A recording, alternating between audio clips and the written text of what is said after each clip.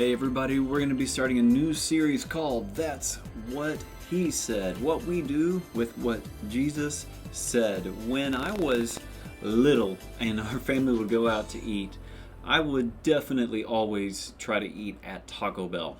I loved it then, I love it still, don't at me.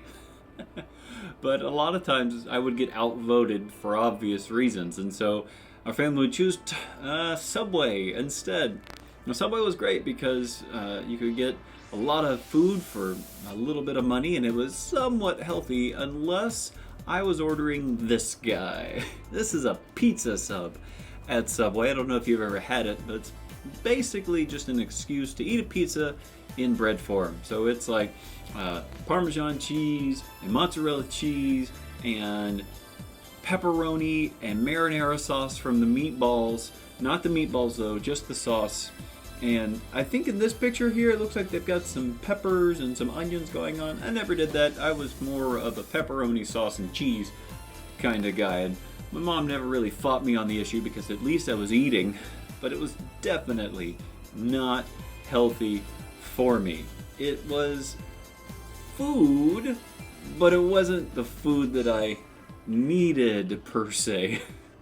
And speaking of bread, today our first session is going to be Jesus is the bread of life. When Jesus actually makes this statement, it's around interesting circumstances. In fact, he had just fed the crowd of 5,000, where he had multiplied the bread and multiplied the fishes and fed tons of people. And so bread was definitely on people's minds while Jesus was around. So they actually come up to him and they say, starting in verse 30 of John chapter 6, "What sign are you going to do so we may see and believe you? What are you going to perform? Our fathers ate manna in the wilderness, just as is written. He gave them bread from heaven to eat." And Jesus said to them, "I assure you, Moses didn't give you the bread from heaven, but my Father gives you real bread from heaven." Have you ever had to write a thank you note? Like sit down and take a moment and say, "Thank you for the thing." Most of the time this happens after birthday parties or graduations or things like that, or Christmas, and your parents sit you down and say, "Hey, Grandma Lou got you that Nerf gun." You see my little Nerf gun there? Grandma Lou got you the Nerf gun. You need to write Grandma and tell her thank you for the gift, right? It's a polite way to do it. It's a way for you to keep in touch. And for all of you who don't know how to properly address an envelope, it's good practice. But a thank you note is cool because you get to actually say, "Hey, you gave me this, and I want to thank you for it." Now imagine if instead of thanking Grandma Lou, who got you the Nerf gun, you turned to your parents and said, "Thanks, Mom and Dad," and then ran off. Your grandma probably wouldn't appreciate that as much because she was the one who got you the Nerf gun, not your parents. Jesus is here explaining to these people, hey, you think that Moses gave you this bread. He actually didn't. God was the one who gave you the bread in the wilderness. You say Moses did, but you're thanking the wrong person. It was God who did this. So Jesus continues with them in John 6:33. John 6:33. "For the bread of God is the one who comes down from heaven and gives life to the world." The bread of God is the one who comes down from heaven and gives life to the world. And then they said, "Sir, give us this bread always." See, it's really neat when you can multiply bread and you can make it be something. These Israelites, these people say, "Oh, we want to eat all the time. We want food constantly. Hey, Jesus, keep performing these miracles for us so we can always eat." So when was the last time you were super hungry? Like, do you remember?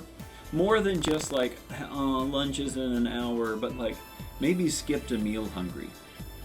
I don't know if any of you have gone more than one meal without eating.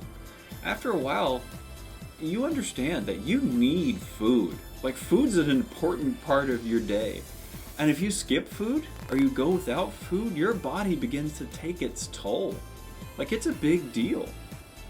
And so these people know the importance of food, and they're telling Jesus, hey, you are saying that you've got this bread that we can eat forever? Like, we want that food. Give it to us. Always. What's great is they understand that bread is important.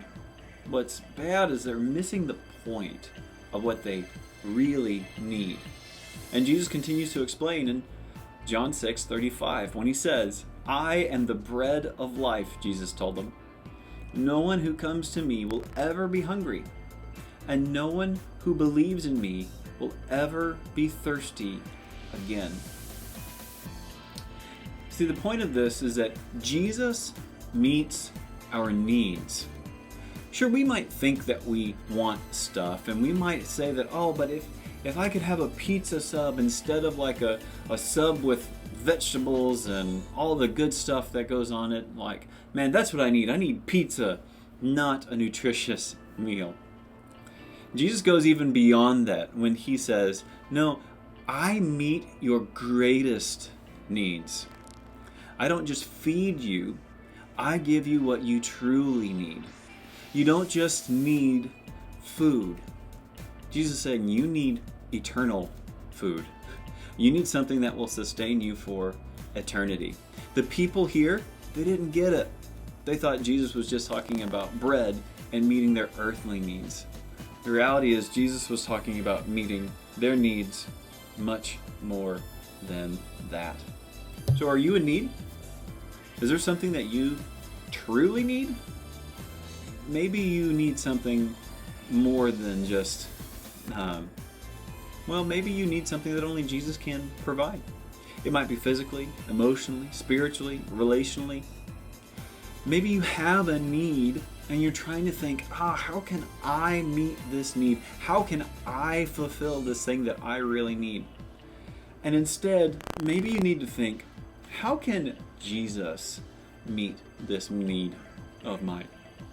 How can God fulfill what I need? I hope that somehow this week, while doing the online devotional that you can find down below, you can truly kind of discover what it is that you need and how Jesus can meet that need. This is our first session in our new series called That's What He Said. Really looking forward to exploring what Jesus said and what we can do with it. We'll see you later, everyone.